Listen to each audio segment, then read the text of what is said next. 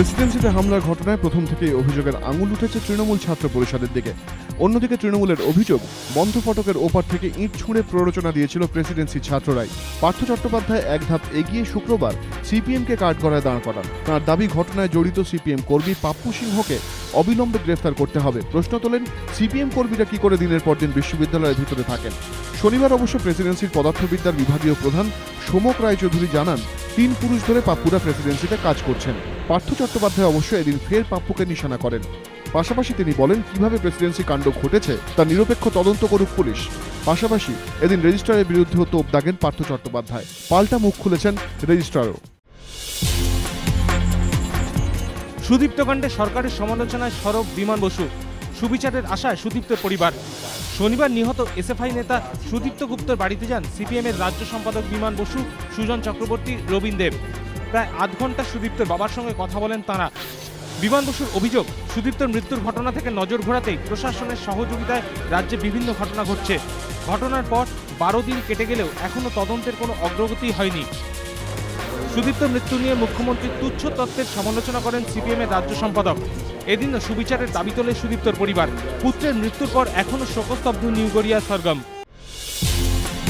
শুক্রবার রাতে জোড়াবাগানের একটি মোবাইলের দোকান থেকে জাল নোট পাচারকারী সন্দেহে 3 জনকে গ্রেফতার করে পুলিশ। তাদের কাছ থেকে 10,88,500 টাকার জাল নোট উদ্ধার করেছে জোড়াসাঁকো থানার পুলিশ। পুলিশের তরফে জানানো হয়েছে, চলতি বছরে কলকাতা থেকে প্রায় 30 লক্ষ টাকার জাল নোট উদ্ধার হয়েছে। গ্রেফতার হয়েছে বেশ কয়েকজন।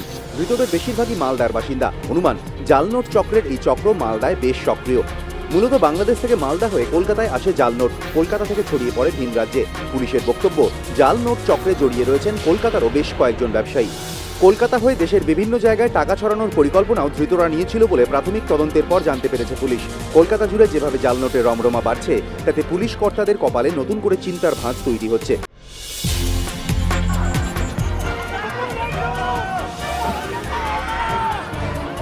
এ যেন জলযুদ্ধ।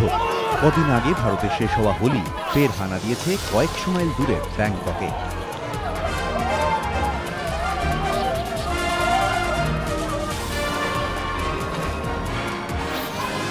আসল ঘটনা হলো, ব্যাংককে চলছে উৎসব সংক্রান্ত, বলা ভালো জলের উৎসব।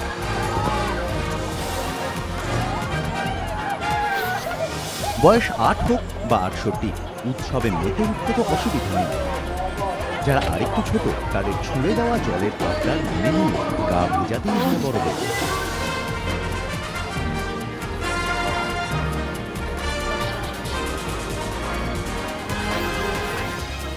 আর যারা সদ্য তরুণী, তাদেরকেও উষ্ণতা দিচ্ছে এই উৎসব। সকাল থেকে সেজে গুজে গোটা ব্যাংকক পথে, হাতে রঙিন পিচকিরি, চোখে জল ঢাকানো হাল ফ্যাশন চশমা।